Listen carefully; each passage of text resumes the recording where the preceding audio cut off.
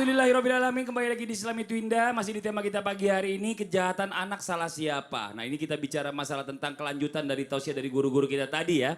Bicara masalah tentang keluarga, ini kadang-kadang kalau di masyarakat ini kadang-kadang suka ada yang namanya ilmu cocoklogi. Bener Ibu ya? Disama-samain, dimirip-miripin gitu ya. Kadang-kadang anaknya nakal dibilang pasti ini gara-gara dulu nih gara-gara bapaknya sama ibunya juga susah diatur masih kecil. Sama anaknya juga nular katanya. Ini nauzubillah nih kadang-kadang suka salah begitu nih. Nah susah diatur bahkan sampai anak bisa melakukan sebuah kesalahan. Ini mungkin karena sebelumnya ada dosa bapak ibunya yang zaman dulu mungkin yang gak dimaafin. Jadi anaknya ngelakuin kejahatan atau kesalahan. Nah ini apakah hal-hal seperti ini adalah pendapat yang benar atau salah nih? Kita minta coba penjelasan dari guru kita anak milenials nih Ustadz Syam. Mohon izin tepuk tangan buat Ustadz Syam. Ayo Ustadz Syam silakan. تلك أمة قد خلت لها ما كسبت ولكم ما كسبتم تلك أمة قد خلت لها ما كسبت ولكم ما كسبتم sambung ولا تسألون عما كانوا يعملون. Ya, Masya Allah. Surah Al-Baqarah ayat 141 atau akhir daripada juz 1, Allah Subhanahu wa taala menjelaskan bahwasanya tilka ummatum qad khalat laha ma kasabat wa lakum ma kasabatum wa la tusaluna amma ma kanu ya'malun. Langsung dipatahkan sama Allah. Bagi orang terdahulu dosanya, bagimu juga dosanya.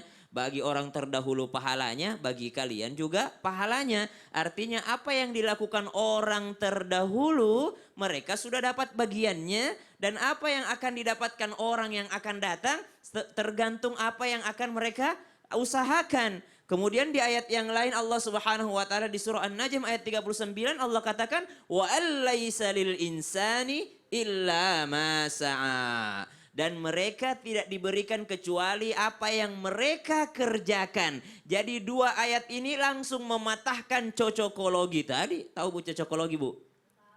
Selalu dicocok-cocokkan, selalu dicocok-cocokkan, apa ya namanya, diperkirakan. Ya disambung-sambungin padahal tidak nyambung. Oh ada orang, maaf nih ya, ada orang ternyata matanya satu bagus, langsung dibilang jangan-jangan itu Dajjal. Itu cocokologi namanya itu. Nabi saja pernah salah kaprah mengatakan itu Dajjal. Sahabatnya saja pernah salah kaprah mengatakan bahwa itu Dajjal. Tidak bisa kita cocokologi demikian. Maka hindarilah ceramah-ceramah yang memprovokasi seperti itu, cocokologi. Apalagi kalau ada yang mengatakan ini salah orang tuamu dulu ini dosa orang tuamu, tidak ada. Allah katakan di ayat yang ketiga lagi nih, surah Fatir, wala taziru waziratu wizra ukhra. Dan manusia itu tidak akan menanggung dosa orang lain. Maka kalau ada anak misalnya nih ya Bu ya, ada anak lahir misalnya Allah berikan keistimewaan kepada anak ini. Tidak seperti anak yang lainnya, maaf, diberikan cacat misalnya sama Allah Subhanahu wa taala. Lalu kita bilang, oh ini dosa orang tuanya. Oh tidak, anak ini fitrah.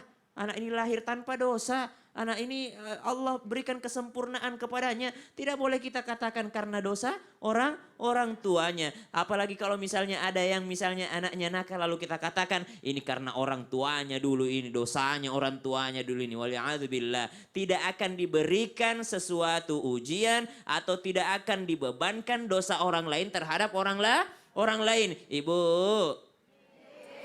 Kisah yang sangat terkenal di dalam Al-Quran. Wa idh qala Ibrahimu li abihi azar atattakhidhu asnaman aliha inni araka wa qawmaka fi dhalalin mubin. Kisah tentang Nabi Ibrahim alaihissalam, sosok pemuda yang sangat soleh. Ternyata orang tuanya adalah pembuat patung berhala. Maka kalau dikatakan karena dosa orang tuanya, tidak mungkin Ibrahim jadi anak soleh. Karena kalau kita mengatakan demikian Bunda, banyak sekali akan anak-anak mengatakan biarlah saya jadi anak salah, orang tuaku juga begini kok dulu. Biarlah saya minum khamar, orang tuaku juga dulunya suka mabuk. biarlah saya berzina, orang tuaku juga orang saya lahir di luar nikah juga kok. Maka akan dikatakan demikian. Padahal Anda berkesempatan menjadi orang baik, wahai teman-teman sekalian yang sedang menonton acara ini. Kita berkesempatan menjadi orang yang baik, bukan salah kita. Kita tidak bisa memilih lahir dari orang tua yang bagaimana, tapi kita bisa memilih menjadi anak yang bagaimana.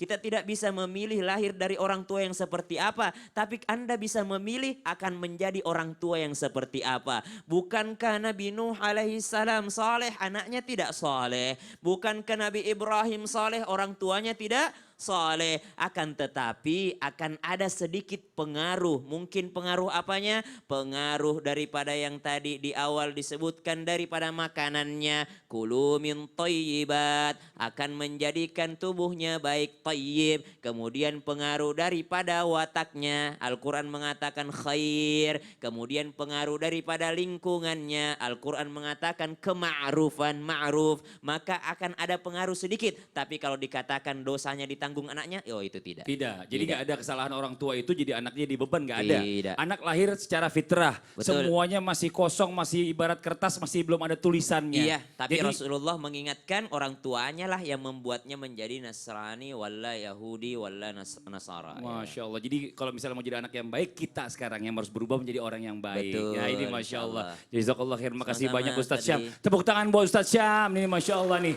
Kita lanjut lagi nih ya. Kadang-kadang kalau kita sebagai orang tua nih, kalau misalnya ngeliat anak bikin kejahatan, kesel nggak Bu? Apalagi kalau sampai melakukan kesalahan yang sangat besar yang bikin aib buat orang tua. Yang malu siapa Bu? Orang tua ya Bu ya. Nah terus bagaimana nih kalau misalnya anak melakukan kejahatan, dosanya?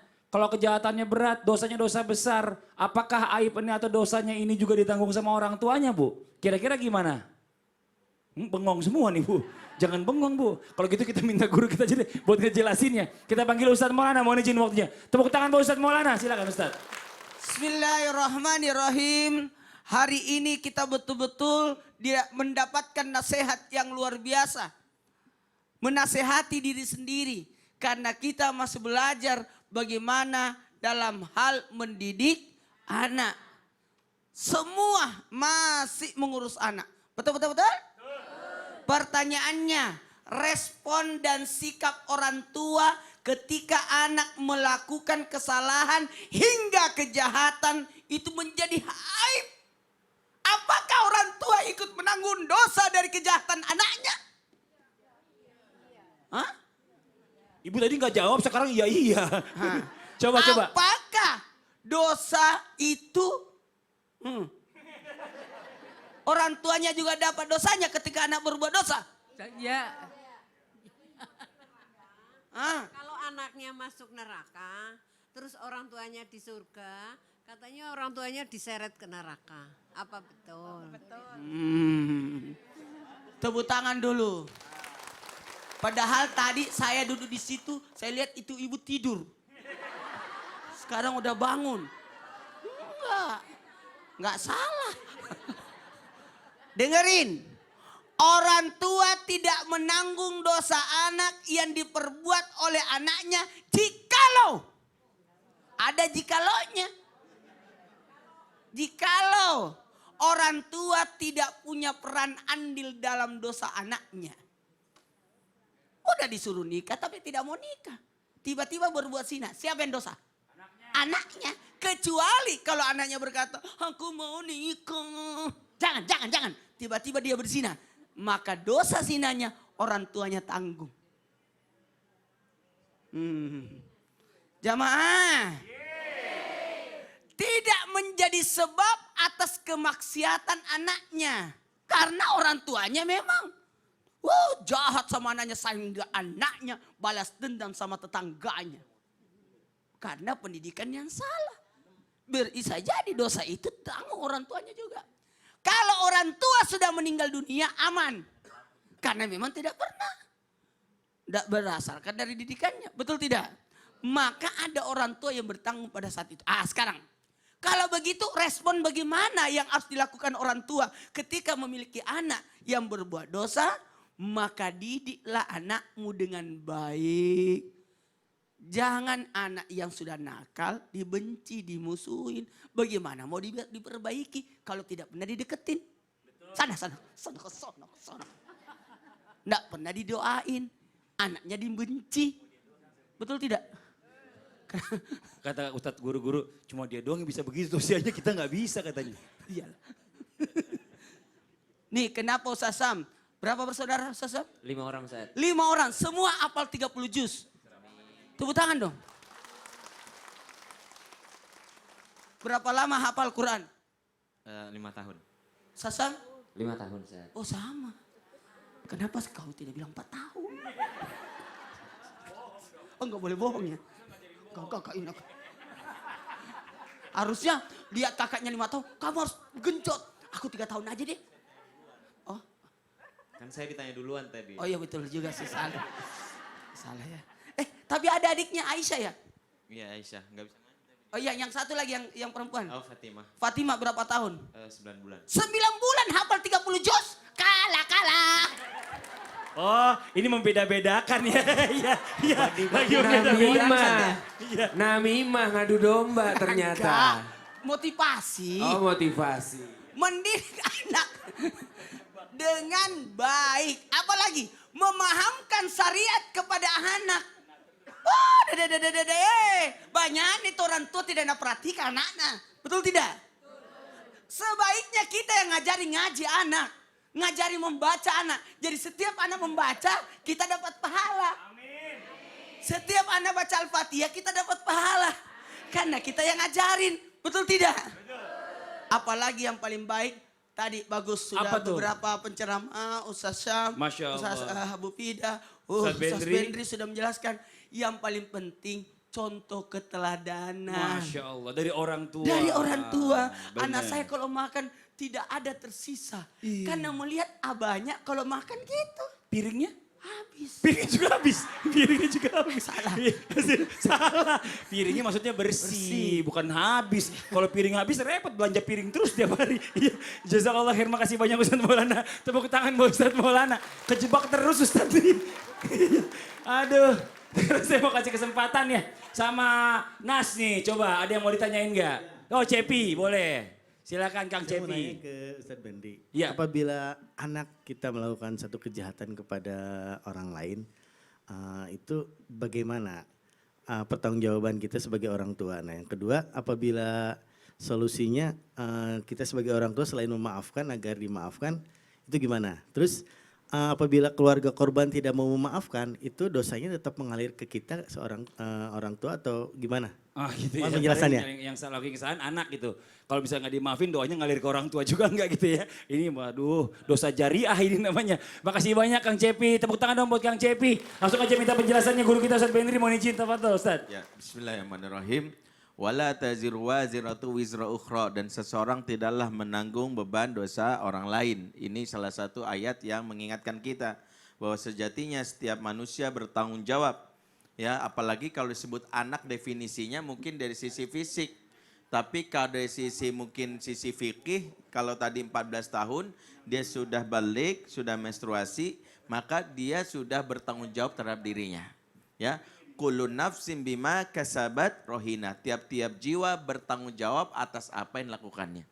Jadi yang harus diajarkan pertama kali kalau anak kita melakukan kejahatan, pertama posisikan dia sebagai seorang yang bertanggung jawab. Dari kecil seharusnya, contoh belum kejahatan ya, anak kita misalnya memecahkan piring. Maka seorang ayah, seorang ibu jangan langsung bertindak menyelesaikannya. Di situ kita mengenalkan yang namanya tanggung jawab, mas'uliyah.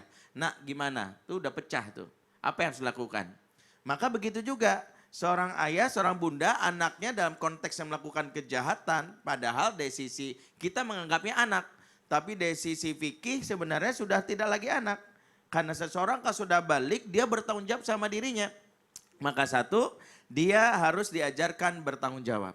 Ya, diajarkan bertanggung jawab. Dalam Islam ada hukum kisos sebenarnya bahwa seseorang melakukan sesuatu harus dibalas dengan kejahatan dengan apa yang sama dari apa yang dilakukan. Yang kedua, kalau misalnya seseorang anak misalnya sudah berusaha bertanggung jawab, keluarga korban tidak memaafkan, apakah orang tuanya bertanggung jawab juga? Pertama, orang tua bertanggung jawab untuk memotivasi anak terus untuk mencari belas kasihan, mohon ampun dari sang korban, dari keluarganya. Perjalanan waktu insya Allah akan membuat orang memaafkan. Perjalanan waktu insya Allah akan membuat orang memaafkan. Tapi jangan putus asa, jangan bilang gini, yang penting saya udah minta maaf. Ini kejadian ada seorang misalnya anak muda, kalau sudah misalnya menyakiti orang, terus dengan pede bilang, gue udah minta maaf lo ya, urusan lu masih sakit hati bodo amat. Ya, ini menunjukkan bahwa tidak serius dia untuk mencari. Kenapa? Karena di akhirat orang itu bisa saja mencari amalan dari yang kurang dengan meminta kepada Allah. Wahai Allah, saya kurang untuk bisa masuk surga, saya masih punya yang namanya pahala dari orang lain yang pernah berbuat jahat sama saya. Saya minta supaya dia menyerahkan pahalanya kepada saya dan Allah akan memutuskan dengan adil. Karena itulah jangan sampai amalan kita dicuri. Seorang anak harus diingatkan, nak usahalah sungguh-sungguh. Ingat hati seorang manusia digenggam oleh Allah. Jika engkau serius minta maaf kepada Allah, kemudian minta maaf kepada manusia, jangan cukup sekali. Mungkin sang bapak, sang ibu mengajak, kalau misalnya sudah minta maaf, besok jalin silaturahim. Nunjukkan tekad baik, kemudian melakukan hal-hal yang membuat keluarga korban pun dibantu merasa kehilangan misalnya, apakah dibantu dari sisi hartanya, apakah dijalin silaturahim. Insya Allah kalau usahanya serius, Allah Maha tahu bahwa kita sedang berusaha mencari maaf dari manusia dan Allah akan memaafkan. Wallahu alam, tapi yang jelas di akhirat usaha kita inilah akan dinilai oleh Allah Subhanahu wa taala. Makanya seorang mukmin mengajarkan kepada anaknya dalam usaha untuk meminta maaf pada korban, pakailah kaidah yang dilakukan di dalam surah At-Taubah. Ya, wa qul i'malu faisarallahu amalakum wa rasuluhu wal mu'minun. Maka katakanlah beramal saja kamu, berusaha saja kamu. Berusaha saja kamu, Allah, Rasul dan orang mukmin akan menilai. Jadi jangan sebagian kita merasa kalau sudah anak melakukan kesalahan, kemudian cuma nulis surat pernyataan di surat kabar, kami keluarga besar minta maaf, padahal hati yang mungkin merasa sedih karena ditinggalkan oleh anak itu sangatlah mungkin untuk sulit dilupakan dalam waktu setahun 2 tahun. Prosesnya sangat panjang. Karena itulah kenapa kalau mau dikembalikan ke hukum Islam silakan. Kalau hukum Islam itu sebenarnya adil. Kalau sudah selesai di dunia, sebenarnya sudah selesai nanti di akhirat. Yaitu dengan melakukan kisos atau pembayaran diat. Diat itu bagian kompensasi yang membuat seseorang itu sudah tidak lagi mendapatkan beban nanti di akhirat. Jadi kalau kita mau kembalikan seperti itu. Nah ini menjadi salah satu poin. Jadi seorang ayah bagaimana kalau misalnya gak dimaafkan kena enggak? Enggak, karena Rasulullah mengatakan ala la yajni janin ya illa ala nafsihi, dan tidaklah ketahuilah kata Rasulullah tidaklah seseorang menanggung ya bertanggung jawab terhadap kejahatan kecuali dirinya sendiri. Oh, Masya Allah. Ya kata Rasulullah la yajni walidun ala waladihi, dan tidaklah seorang bapak bertanggung jawab menanggung dosa dari kejahatan anaknya. Itu hadis riwayat Ibnu Majah. Karena bapaknya juga mengejar kebaikan. Iya, menjaga kebaikan. Masya Tadi Allah. sudah bahas sama Ustadz Maulana. Iya. Dia akan berdosa kalau ternyata punya peran. Iya. Ya, tidak mendidiknya, dia cuek. Nah, dosanya itu Betul. namanya dosa cuek. Iya. Yaitu ihtimal terhadap Jadi anak. tadi Kang Cepi ya, jadi kalau misalnya melakukan kesalahan terus ikhtiar terus bagaimana caranya supaya orang yang tersakiti itu memaafkan. Iya. Karena jangan sampai nanti kita termasuk golongan orang-orang yang muflis, yang bangkrut nantinya di Iya, akhirat tapi jangan nanti. seolah-olah nuduh Kang Cepi pelakunya. Enggak, saya cuma nanya doang. Tadi pertanyaan jadi Takutnya Kang gitu, Cepi tolong. takutnya gitu. Iya, makasih banyak Ustaz. Ustaz Bendri, tepuk tangan buat Ustaz Bendri ini, Masya Allah luar biasa. Aduh ya Allah, ini hari ini pelajarannya berat banget sebenarnya Bu ya. Cuma kita coba bawa santai karena memang bicara masalah tentang dosa besar ini agak susah orang untuk memaafkan. Nah sekarang kita lanjut lagi nih. Kalau kita sudah mengajarkan kepada anak pendidikan agama tauhid ya, agama tauhid bahkan segala bentuk kebaikan udah kita ajarkan kepada anak kita. Nah sekarang pasti juga ada yang harus kita ajarkan ke anak kita ini. Ada senjatanya orang mukmin apa Bu? Doa, ini Masya Allah luar biasa. Bagaimana doa yang dapat diajarkan dari orang tua kepada anak agar anak kita bisa terlindungi dari berbagai hawa nafsu yang jelek. Kita minta penjelasannya kembali dari guru kita yang terhormat, Ustadz Abu Fida, mohon izin waktunya. Tepuk tangan buat Abu Fida. Tafadhol Ustaz. Bismillahirrahmanirrahim. Apakah ada doa yang bisa kita ajarkan kepada anak kita agar anak kita menjadi anak yang baik?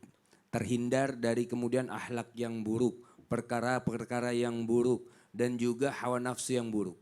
Ada insya Allah. Tapi sebelum kita mengajarkan hal itu, sebelum kita mengajarkan kepada anak-anak kita, maka ada beberapa hal yang perlu kita perhatikan terlebih dahulu.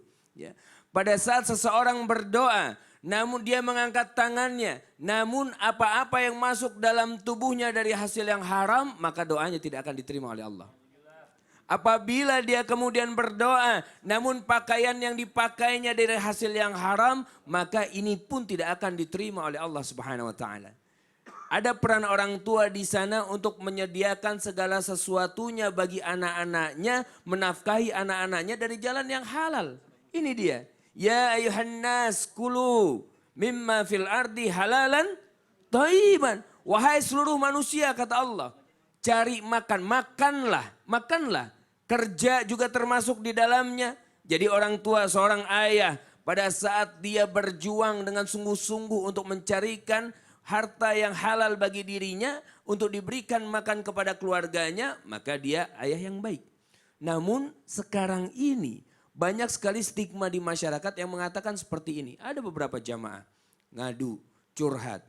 Ustadz, sekarang ini nyari uang haram aja susah Ustadz. Apalagi uang halal. Na'udzubillah. Ini tandanya dia tidak beriman kepada Allah. Karena apa? Allah sudah siapkan yang namanya harta yang baik-baik atau rizki yang baik-baik bagi orang beriman. Ya ayyuhalladzina amanu, wahai orang-orang beriman, kulu min thayyibati ma razaqnakum. Kan begitu ya? Wahai orang-orang beriman, carilah makan, makanlah. Maksudnya dari apa? Dari rizki yang baik-baik yang banyak. Karena di situ ada rizki bagi kalian. Tapi bagi orang beriman kemudian Allah menginginkan sesuatu. Apa? Washkuru lillah. Dan bersyukurlah kepada Allah in kuntum iyyahu ta'budun. Kalau kalian betul-betul serius menyembah Allah. Orang beriman bersyukur. Bersyukur dengan rizki yang Allah berikan. Halal walaupun sedikit, halal berkah rizki itu. Dimasukkan ke dalam tubuh anak-anaknya, maka lihat anak-anaknya akan menjadi anak-anak yang soleh. Tidak mungkin ayahnya Ustadz Syam dan adiknya memberikan makanan yang haram. Kenapa? Kalau makanan haram masuk dalam tubuhnya, maka tidak mungkin dia akan menjadi hafiz Quran. Tidak. Karena suatu makanan yang haram masuk dalam tubuh, kemudian dia tumbuh menjadi daging. Daging inilah yang kelak akan menghalangi seseorang untuk beribadah ke hadapan Allah Subhanahu wa taala. Berat. Jangan salahkan langsung anak-anak. Wah, ini anak disuruh sholat nggak bisa. Disuruh sholat kayaknya malas. Oh, disuruh ngaji nggak mau. Kenapa? Wa fi adzanihim waqra. Di telinganya ada sumbat dia. Sumbatnya gara-gara apa? Gara-gara makanan-makanan haram yang diberikan ke dalam tubuhnya. Gara-gara rizki orang tuanya dari jalan yang syubhat, dari jalan yang haram. Sehingga apa? Sehingga ini berpengaruh kepada anak-anaknya. Yang pertama. Yang kedua, ada hal yang perlu diperhatikan juga oleh orang tua. Apa? Adalah hubungan dirinya dengan kedua orang tuanya. Pada saat anak berlaku kemaksiatan, anak membantah orang tuanya, maka jangan langsung menyalahkan anaknya, tapi lihat dulu. Bagaimana hubungan dia, dirinya ini, orang tua ini dengan orang tuanya. Bagaimana? Ada sebuah hadis, kama tadinu tudan. Ya. Apa yang kita lakukan, maka orang lain akan melakukannya terhadap kita. Jangan-jangan anaknya hobi bantah dia karena apa? Dulunya dia itu suka membantah orang tuanya. Jangan-jangan anak-anak kemudian apa? Tidak mau nurut sama dia gara-gara apa? Dulu dia pun berlaku yang sama kepada orang tuanya. Siap-siap itu. Maka betul-betul harus kita perhatikan bagaimana adab kita kepada orang tua kita. Pada saat ada anak melakukan hal kesalahan, kita masih punya orang tua, gak ada salahnya. Kita hadir ke orang tua kita. Oleh karena itu ada doa yang bisa kita panjatkan dan kita ajarkan kepada anak-anak Ya. kita. Mari Apa kita itu doanya? doakan sama-sama Sama-sama ya, insyaallah Ustaz. ya. Bismillah. Baik. Allahumma inni a'udzubika min munkaratil akhlaki wal amali wal ahwa. Amin.